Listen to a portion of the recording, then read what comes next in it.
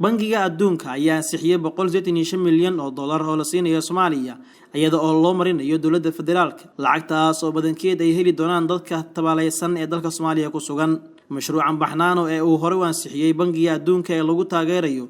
dadka saboolka ah ee Soomaaliya ayaa waxa lagu kordhin doonaa taageero 110 milyan oo dollar ah taasi oo dheeri ku noqon doonta 65 milyan oo dollar oo la ansixiyay bishii Agost sanadkii 2019 sida lagu sheegay qoraal ka soo baxay bangiga adduunka ujeedka ayaa ah in la sii wado dadaalada ay Soomaaliya ku maalgelinayso horumarinta raasmaalka aadanaha ee dadkeeda uga baylahan taageeradeena mashruucan shabakada badbaadada ee baxnaano waxay dhameystiraysaa faragelinta aadanimo ee lagu dhisayo adkaysiga dadka saboolka ah ee miyiga ku nool ayay tiri Christina Sifzon oo ah maamulaha bangiga adduunka ee qaybta Soomaaliya tani waxay gacan ka geysanaysaa in la yareeyo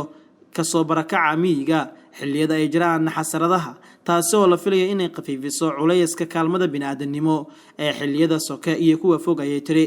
mashruuca baxnaano ayaa waxa ka faa'iideysan doona 200 kun oo ah qoysas sabool ah oo ay u joogaan caruur dadoodu ay ka yar tahay 5 sano kuwaas oo bil walba hela $20 qoyskiiba si gacan looga siiyo inay helaan cunno daryeel caafimaad iyo waxbarasho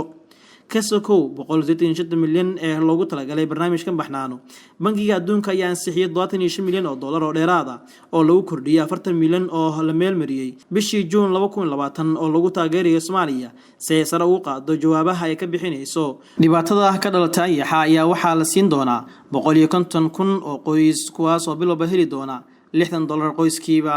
Nuur Cabdiraxmaan Nuur VOS TV Muqdisho